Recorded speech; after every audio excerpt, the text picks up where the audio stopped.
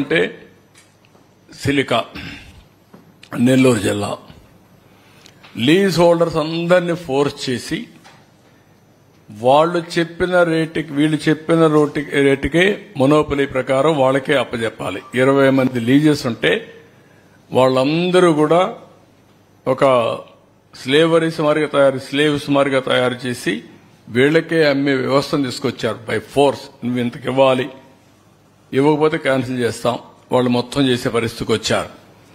Granite ఇక్కడ 215 కోట్లు వేశారు ఎంఎస్ఎంఎస్పి గ్రనైట్. వాడు ఇంకా 215 కోట్లు కట్టారు కాబట్టి force to hand over to Vamsadhara mines and granite YCP MLA Koduru. Methodology ఎక్కడ శ్రీకాకుళం ఎక్కడ కోడూరు, వాళ్ళకేమీ జ్యూరిస్డిక్షన్ కూడా లేదు. ఆకాశమే హద్దుగా దోపిడీ చేసే పరిస్థితికి వచ్చారు. క్వాడ్జ్ ఆల్ లీజ్ హోల్డర్స్ ని ఈ మినరల్ అంతా వీళ్ళకి వాళ్ళని చేశారు, మొనోపలి చేసి. ఇక్కడ బ్లాకింగ్ అన్బ్లాకింగ్ ఆఫ్ లీజెస్ ఇవన్నీ చేసి ఇష్టానుసారంగా ఇక్కడుండే క్వాడ్జ్ అంతా వీళ్లే దోపిడీ చేసే పరిస్థితికి వచ్చారు. లాటరైట్ ఈస్ట్ గోదావరిలో ఉంది. అది బలవంతంగా లీజ్ హోల్డర్స్ ను ఫోర్స్ చేసి వీళ్ళు హ్యాండ్ ఓవర్ చేసుకుని వీళ్లే ఆపరేట్ చేసే పరిస్థితికి వచ్చారు.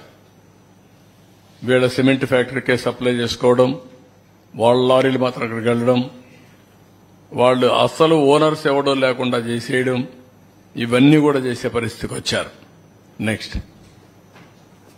ఇక్కడ మీరు చూస్తే Prakasam vigilance and enforcement conducted inspections in 1920 155 quarry leases మీద ఇన్స్పెక్ట్ చేశారు. డిమాండ్ నోటీస్ ఇచ్చింది 23కి ఇచ్చారు. అంటే అప్పటికే 150 మంది సరెండర్ అయిపోయారు, మిగిలిన అందరూ సరెండర్ అయ్యారు.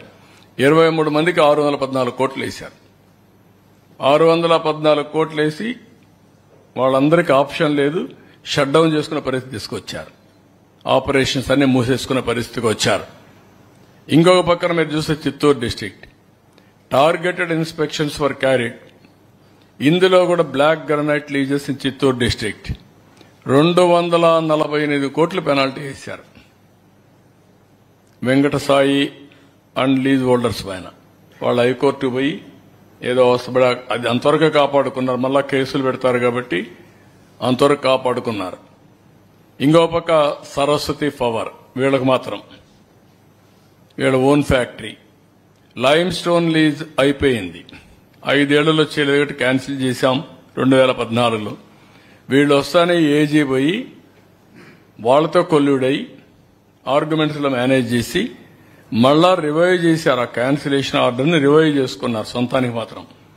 మీకు మాత్రం సొంతానికి మాత్రం రివైవ్ చేసుకోవాలి, బయట వాడు ఎవడో ఆపరేట్ చేయడానికి వీలు లేదు. This is the operations they have done.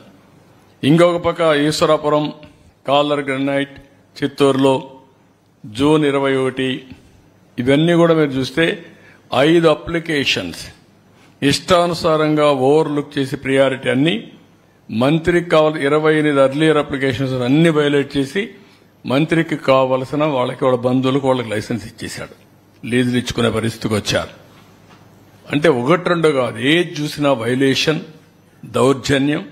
కడా నాలాంటి వాడిని బయట రానియకుండా చేస్తా అన్నప్పుడు మామూలు వాళ్ళు వీళ్ళకి ఒక లెక్క కూడా కాదు. అలాంటి దుర్మార్గమైన కార్యక్రమాలు చేశారు. నా కాన్స్టిట్యున్సీలో చేశారు కడాను. నా కాన్స్టిట్యున్సీకి వెళితే నన్నే క్వారీ దగ్గరికి పోనీయకుండా ఉంటే బలవంతంగా నేను సర్ప్రైజ్ గా చెప్పకుండా నేను క్వారీ దగ్గరికి వెళ్లి డెమాన్స్ట్రేట్ చేశాను. కేజీఎఫ్ మైనింగ్ మారిగాని ఇక్కడ మైనింగ్ చేసే పరిస్థితికి వచ్చారు, అవన్నీ చూపించాను. అంటే 3 ఏళ్లలో పెద్ద ఎత్తున లూటీ చేస్తే అది ఆపడానికి నాకు దేవుడు కనపడ్డాడు.